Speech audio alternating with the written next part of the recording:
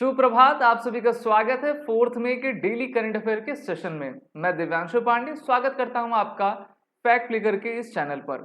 जितने भी competitive exams हैं उनकी प्रिपरेशन करंट अफेयर से रिलेटेड आपको इसी चैनल पर और इन्हीं वीडियोस में मिल जाएगी, तो हमारे साथ आप लगातार जुड़े रहिए। तो आज तो संडे है, तो संडे स्पेशल की क्लास में स्पेशल होना चाहिए।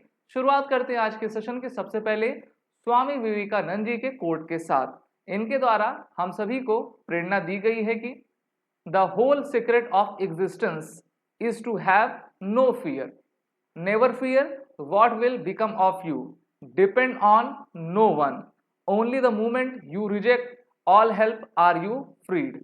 यानी कि आप आत्मनिर्भर बनिए, अपने ऊपर भरोसा रखिए, किसी भी डर से ना डरिए, सही कार्य करिए और आत्मसमर्पण आपका सिर्फ ईश्वर के प्रति हो, तभी आप आगे जाके सफल हो पाएंगे। तो चलिए इसी के साथ शुरुआत करते हैं आज के सेशन की। कल मैंने आपको होमवर्क दिया था। होमवर्क में क्वेश्चन ये था कि which advanced technology has India successfully demonstrated for the first time to disable or destroy aerial threats like drones and missiles? Options are hypersonic missile, quantum radar system, laser DEW that is direct energy weapon या फिर anti satellite missile. अभी हाल ही में हमने एक उपलब्धि प्राप्त की है और डीआरडी के द्वारा इस सिस्टम को डेवलप किया गया है, जिसको आप यहाँ पर इस इमेज में देख पा रहे हो। और इसका राइट आंसर है option C, laser direct energy weapon. DRDO के द्वारा भी हाल ही में mark second A laser direct energy weapon के सिस्टम को करनूल में आपका सक्सेसफुली आपका टेस्ट किया गया। ये एक प्रकार का हाई पावर लेजर सिस्टम है जिसके द्वारा किसी भी एरियल टारगेट्स जैसे कि ड्रोन्स, मिसाइल, सर्वेलेंस इक्विपमेंट को नष्ट किया जा सकता है। और 30 किलोवाट की कैपेबिलिटी का ये हमारा इक्विपमेंट है और 2 किलोमीटर के रेंज में अगर कोई भी एरियल टारगेट आता है तो ये डायरेक्ट एनर्जी वेपन उसको पूरी तरीके से ध्वस्त कर देगा। इन अ फ्यूचर हमारे डीआरडीओ इसको 30 किलोवाट से इसकी कैपेसिटी बढ़ाकर 100 किलोवाट आपका कर देगी। तो ये था इस क्वेश्चन के होमवर्क का एक्सप्लेनेशन। शुरुआत करेंगे आज के सेशन की अपने पहले इवेंट के साथ। The first event is Bharat bans all imports from Pakistan एमिड tensions. हम सभी जानते हैं कि भारत और पाकिस्तान के बीच में टेंशंस चल रही हैं। 22 अप्रैल को जो पहलगाम कश्मीर में अटैक हुआ था निर्दोष लोगों के ऊपर, जिसमें 27 लोग मारे गए थे, उसके बाद से भारत सरकार बहुत ही सख्त हो गई है पाकिस्तान के खिलाफ और भारत सरकार डिप्लोमेसी और मिलिट्री से रिलेटेड एक्शंस लेते जा रही है। 3 मई को इनके भारत सरकार के द्वारा भारत से जाने वाला जितना भी इंपोर्ट था या फिर ट्रांजिट ऑफ गुड्स थे ना, उन सभी को पाकिस्तान के लिए बंद कर दिया है कि भारत का एक भी सामान अब पाकिस्तान की धरती पर ना जाए। This sharp acceleration comes amid worsening Indo-Pak diplomatic ties, heightened border security and push to choke financial support for cross border terrorism। Jammu Kashmir, Punjab, Gujarat ये जितने भी बॉर्डर्स हैं उसको भारत सरकार काफी सख्त कर रही है और हो सकता है कि इस जो भारत आपका जवाबी कार्रवाई करेगा तो उसमें पाकिस्तान भी भारत के ऊपर जरूर करेगा। अगर वो कहीं युद्ध में कन्वर्ट हो गया तो भारत भी अपनी तरफ से पूरी तैयारी कर रहा है। इसकी जानकारी directorate general of foreign trade के द्वारा दी गई, जो कि ministry of commerce and industry के अंतर्गत आता है। They issued an official notification prohibiting the direct and indirect import और transit of all Pakistani goods. अभी तो देखिए पिछले कई साल से भारत ने पाकिस्तान के साथ हम किसी भी प्रकार का ट्रेड नहीं करते हैं, लेकिन थर्ड पार्टी जो भारत का सामान रहता है वो कई चैनल्स के माध्यम से पाकिस्तान चला जाता है, उस पर भी भारत सरकार ने सख्त एक्शन ले लिया है। इसमें कहा गया है कि the DGFT clarified that this prohibition includes goods entering Bharat via transshipments hub such as UAE, Singapore and Colombo which are being used to bypass direct trade restriction. ठीक है, तो इन देशों के माध्यम से जो भी चीजें जाती थी पाकिस्तान उसको रोका गया है। Even after the closure of the Attari integrated check post last month Pakistani goods continue to reach Indian markets through third country transshipment. तो ये भारत सरकार का बहुत ही कड़ा कदम है। आपने देखा ही कि हमने जो सिंधु जल समझौता है उसको भी रद्द कर दिया है, जो कि 1960 का है। एबेंस में उसको डाला हुआ है कि पाकिस्तान ये समझे कि अगर आप हमारा खून बहाओगे तो हम पानी भी बंद करेंगे और आपका भी हम खून जरूर बहाएंगे, क्योंकि खून के बदले खून ही चलेगा। Uh key concern was the import of Pakistan dates and dry fruits and other commodities via UAE which has a FTA with the India। ठीक है, तो भारत ने UAE को कहा होगा कि देखिए आपकी तरफ से कोई भी सामान हमारा पाकिस्तान में नहीं जाना चाहिए। अब इससे क्या होगा, जितने भी मेडिकल आपकी दवाइयां हैं, ठीक है, ड्रग्स हैं, वो पाकिस्तान नहीं पहुंचेंगी। और आप जानते हो ये देश तो कुछ भी डेवलप नहीं कर पाता, ये सिर्फ एक ही चीज डेवलप करता है, वो है जिहादी, आतंकवादी। और ये सभी काम पाकिस्तानी सेना और उनकी आईएसआई के द्वारा किया जाता है। इसमें कहा गया है कि backdoor trade channels plugged according to the Global Trade Research Initiative approximately $10 billion worth of Indian goods are routed to Pakistan through these alternate corridors, जिसका मैंने आपको नाम बताया है। The new directive shuts these loopholes entirely। तो जहां कहीं से पाकिस्तान को हमारा सामान मिलता था वो भी आपका आज से बंद हो गया है। अगर आप ट्रेड फिगर्स की बात करेंगे, so the economic relationship between Bharat Pakistan has declined steadily since Pulwama terror attack in 2019, with bilateral trade falling from 4,370.78 crore rupees in 2018-19 to 2,257.55 crore in 22-23. However, it shows a brief revival, rising to 3,886.53 crore rupees in 23-24, the highest in 5 years। अब उसको भी भारत आपका बंद कर रहा है। भारत की तरफ से पाकिस्तान को जो चीजें दी जाती हैं उसमें soybean, poultry feed, red chillies, vegetables, plastic granules और यार्न होते थे। और पाकिस्तान से इंपोर्ट क्या होता था, ड्राई फ्रूट्स, डेट्स ना। अब ड्राई फ्रूट्स तो हम अफगानिस्तान से ले लेंगे, सीमेंट, जिप्सन और glass, herbs and rock salt. तो भारत ने जो थर्ड पार्टी इंपोर्ट एक्सपोर्ट होता था उस पर भी बैन लगा दिया है। और सिर्फ भारत इतना ही नहीं कर रहा है, बल्कि उत्तर प्रदेश में जो आपका गंगा एक्सप्रेसवे है वहां पर भारतीय वायुसेना के द्वारा डे एंड नाइट में हमारे फाइटर जेट्स, हमारे कार्गो विमान के माध्यम से शॉर्टीज ली जा रही हैं कि युद्ध की स्थिति में अगर हमारे एयरफील्ड को नुकसान पहुंचे तो हम इन एक्सप्रेसवेज का यूज कर सकें। और भारत में कुल 13 ऐसे एक्सप्रेसवे बनाए गए हैं जहां पर एयरफील्ड आपका बना दिया गया है, उन रोडों पर ही एयरफील्ड है जिससे कि हमारे विमान लैंड कर सकें और टेक ऑफ कर पाएं। पाकिस्तान की काफी हवा टाइट है। और यहाँ पर आप देखिए पब्लिश नोटिस भी भारत सरकार के द्वारा जारी किया गया है। Government of India has decided to suspend exchange of all categories of inbound mail and parcels from Pakistan through air and surface routes. तो जो भी मेल्स आते थे, पार्सल्स आते थे पाकिस्तान से, वो भी बंद हो गया है। हम ना आपकी कोई चीज लेंगे ना आपकी चीज देंगे। और ये notification ministry of communication, department of post के द्वारा जारी किया गया है। सिर्फ इतना ही नहीं, भारत ने एक और कड़ा एक्शन लिया है। ये आपकी लेटेस्ट खबर है। कहा गया है कि in a matter of serious concern CTGD, that is Constable GD Munir Ahmed of 41 Battalion of CRPF has dismissed from service with immediate effect for concealing his marriage to a Pakistani national and knowingly harboring her beyond the validity of her visa. His actions were found to be in a violation of service conduct and detrimental to national security। ठीक है, ये CRPF ने दिया है। ये आपने photo तो देखी होगी। वो कहते हैं ना कि गलती कोई एक करता है, सजा सबको मिलती है। अच्छा, सजा निर्दोष को नहीं मिल रही है। आप जितने भी हमारे सेना के लोग हैं उनको ये सख्त हिदायत है कि आप हमारे दुश्मन देश की लड़की से या फिर किसी फॉरेन लड़की से जब आप शादी करो तो आप सरकार को और अपने उस ऑर्गेनाइजेशन को इन्फॉर्म करो कि सर मैं इनसे करना चाहता हूं, आपकी परमिशन मुझे चाहिए। लेकिन बिना परमिशन मांगे, और ये सब जानते थे कि पाकिस्तानी लड़की से हम शादी निकाह नहीं कर सकते। ऑनलाइन इन्होंने निकाह पढ़ा और जब सरकार के द्वारा ये कहा गया, 2 दिन का अल्टीमेटम दिया गया कि जितने भी पाकिस्तानी हैं भारत से वो निकल जाएं, तो ये भी जा रही थी मोहतरमा, ये रोने लगे। मीडिया आप जानते हो सब जगह रहती है। मीडिया ने पूछा तो इनकी पत्नी ने बता दिया कि मैं पाकिस्तानी हूँ, मेरे पति CRPF में सोल्जर हैं, कांस्टेबल हैं, और अभी हमारी ऑनलाइन शादी हुई थी और मोदी जी ने हमको जाने को कह दिया। और ये जनाब रोने भी लगे। ठीक है, तो वो कहते हैं ना कि जब पर्दा खुलने का होता है तो खुल ही जाता है। अब ये इनकी नौकरी भी चली गई। मेहनत किया होगा, इन्होंने पढ़ा होगा, लेकिन एक गलती से इनकी नौकरी चली गई। ठीक है, भारत में देख लेते भाई, 145 करोड़ देश का लोगों का देश है। पाकिस्तान से इतना प्रेम क्यों, इतनी मोहब्बत क्यों कि यहाँ के लोग वहां से शादी कर रहे हैं, वहां वाले यहाँ पे कर रहे हैं, और पॉपुलेशन भी काफी तेजी से बढ़ा रहे हैं। इतना अगर प्रेम है तो आप पाकिस्तान जाइए, वहां की नागरिकता लीजिए, लेकिन वो नहीं करना है। तो कहते हैं ना, जो 0.5 फ्रंट है भारत में, वो लगातार बढ़ता जा रहा है, उस पर भी भारत सरकार को देखना पड़ेगा। इसी के साथ हम नेक्स्ट इवेंट की तरफ चलेंगे, group of monuments in लाकुंडी।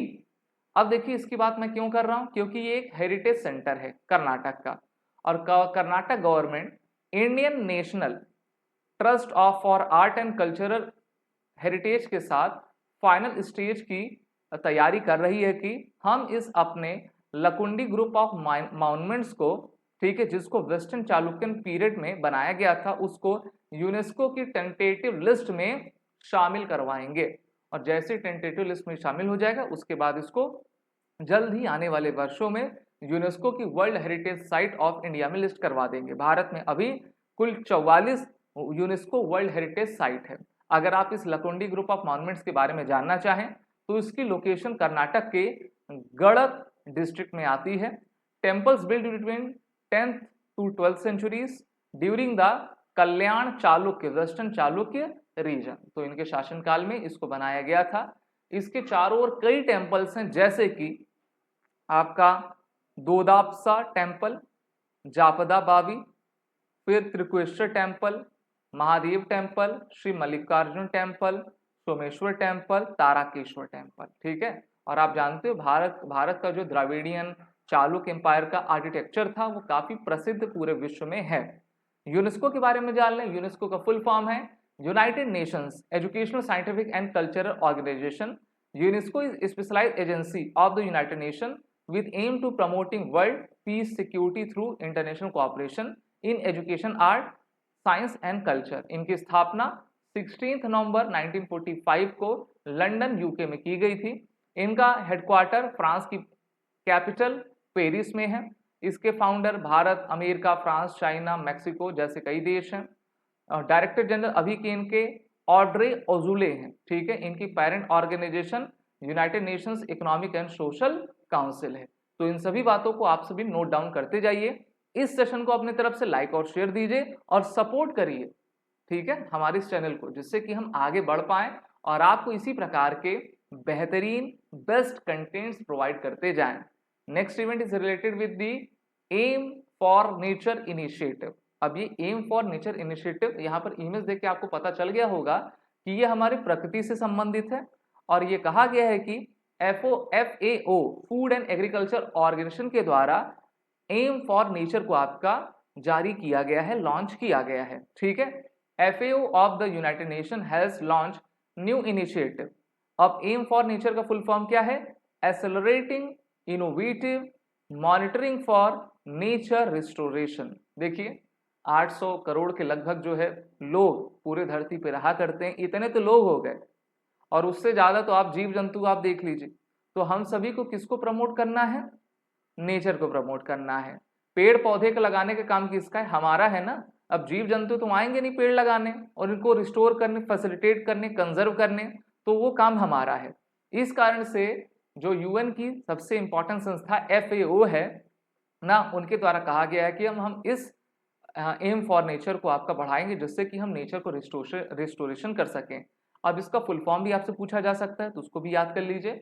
Backed by the United Kingdom with a funding of $9 million, the programme aims to strengthen countries capabilities to monitor and report progress in the restoring degraded ecosystem. जो भी ecosystem डिगार्ड हुए हैं, खराब हुए हैं, उसको बेहतर करना। और इसके लिए जो टारगेटेड टाइमलाइन है 2025 से लेकर 2028 तक की रखी गई है। The initiative alliance with the target two of the global diversity framework which seeks to restore at least 30% of degraded ecosystem by 2030। ठीक है, ऑब्जेक्टिव्स आप ध्यान में देखिए।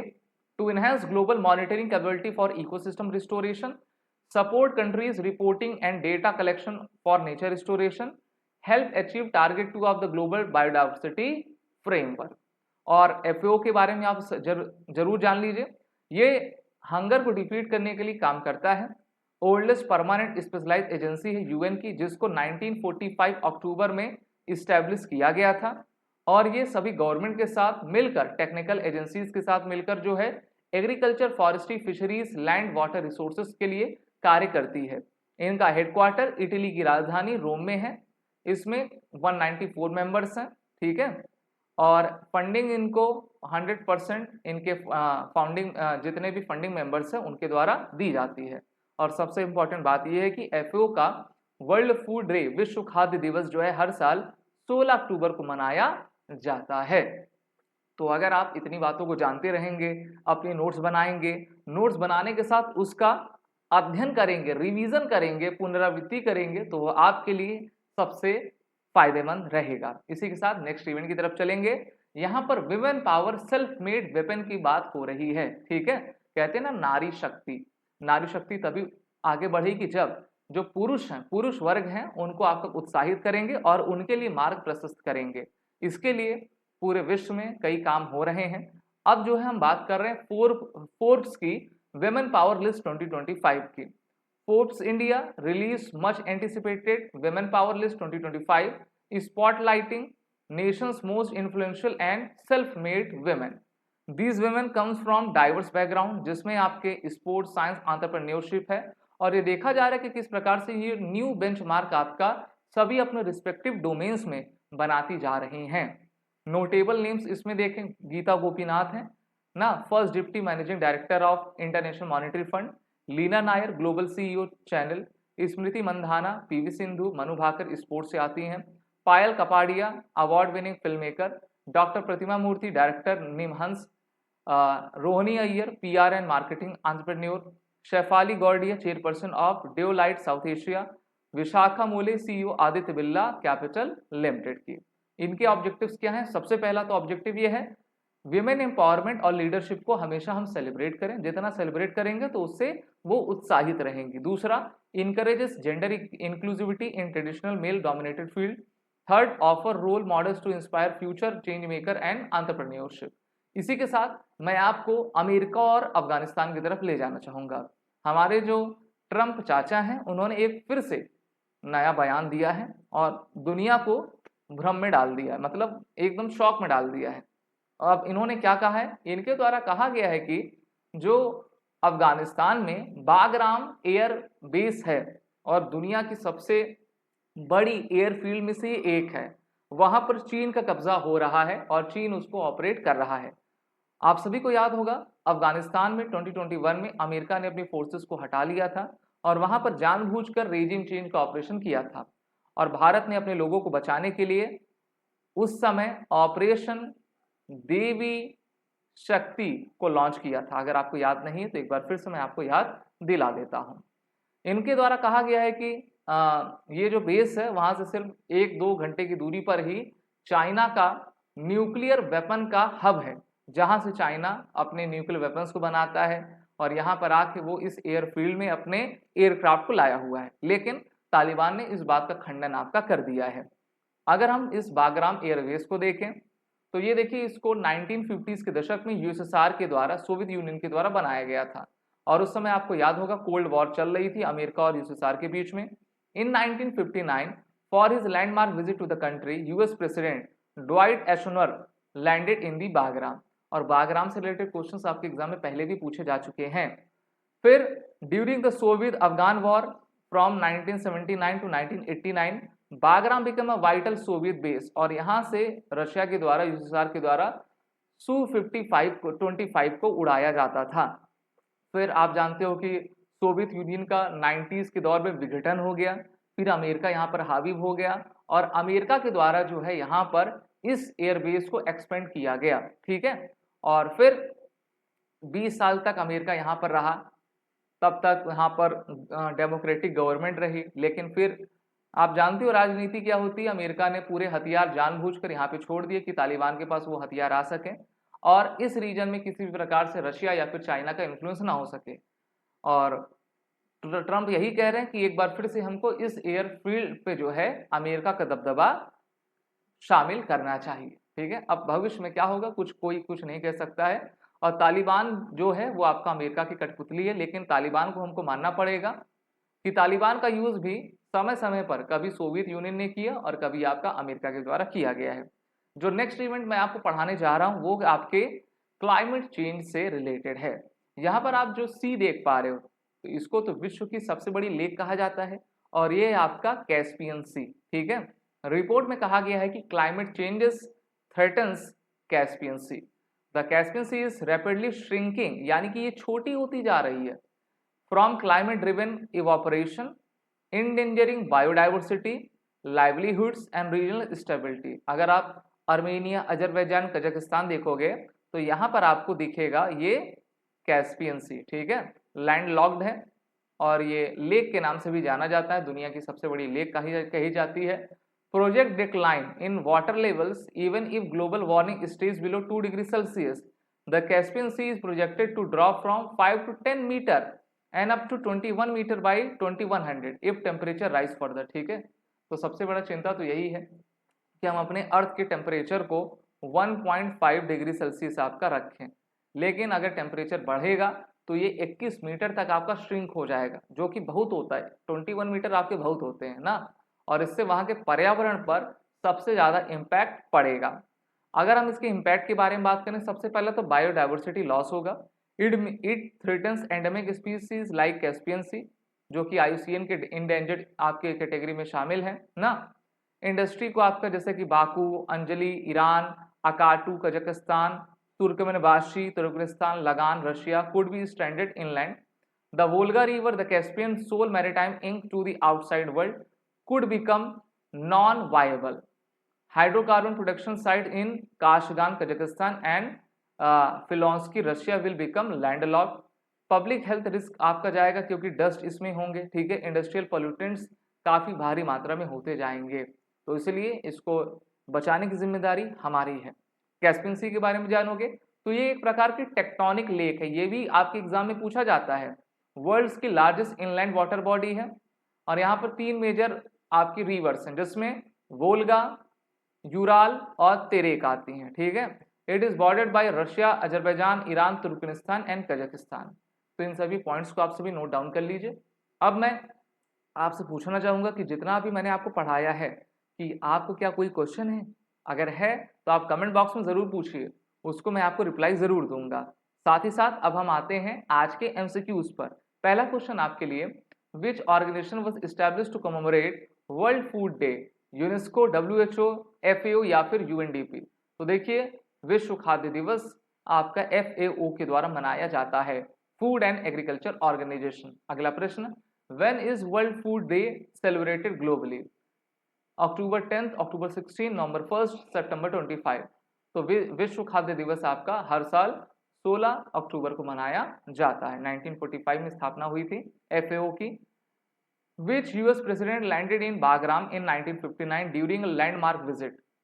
तो 1959 में जो बागराम एयरबेस अफगानिस्तान में है, उसमें अमेरिका के ड्वाइट एस्टोनोर आपके आए हुए थे और इस एयरफील्ड को सोवियत यूनियन के द्वारा डेवलप किया गया था। अगला प्रश्न, what type of lake is the Caspian Sea, volcanic, glacial, tectonic, crater. तो इसका राइट आंसर आपका ऑप्शन सी है, ठीक है, ये टेक्टोनिक लेक है। अगला प्रश्न, which heritage site is Karnataka planning to propose for UNESCO tentative list, Badami cave temple, Lakkundi group of monuments, Pattadakal temples या फिर आपका ऐहोल मॉन्यूमेंट्स। तो मेरे ख्याल से ऑप्शन बी आपका सही रहेगा, लाकुंडी ग्रुप ऑफ मॉन्यूमेंट्स, ठीक है। अगला प्रश्न, आगे बढ़ते हैं हम सभी। On which expressway did Indian Air Force recently conduct a fly past landing exercise involving Rafale Jaguar Mirage aircraft, Ganga expressway, Yamuna, Delhi Meerut expressway या फिर Agra Lucknow. So right answer is option A, that is the Ganga expressway. अगला प्रश्न, which organization successfully tested an advanced scramjet combustion as a part of India's hypersonic technology development, DRDO, ISRO, HAL, BHEL, भेल। तो इसका आपका right answer option A है, DRDO ने इसकी आपकी टेस्टिंग की और इससे हम हाइपरसोनिक मिसाइल बना पाएंगे। हाइपरसोनिक मिसाइल की स्पीड जो होती है वो ग्रेटर देन 5 मैक की रहा करती है। अब हम आएंगे आज के होमवर्क की तरफ, इसका आंसर आपको नीचे कमेंट बॉक्स में देना है। यहाँ पर पूछा गया है कि what is the main focus of the waves बाजार। Options are showcasing artisanal crafts and student design merchandise, empowering global media and entertainment industry connection, selling audiovisual gear, featuring interactive gaming, demos and VR experience. ठीक है, इसका answer आप बताइए। और हमारा जो channel जिसका नाम फैक्ट क्लिकर है उसको आप सब्सक्राइब जरूर करिए। इस सेशन को अपनी तरफ से ज़्यादा शेयर करिए, लाइक करिए और क्लास आपको कैसी लग रही है इसके बारे में भी कमेंट बॉक्स में ज़रूर बताइए। जय हिंद।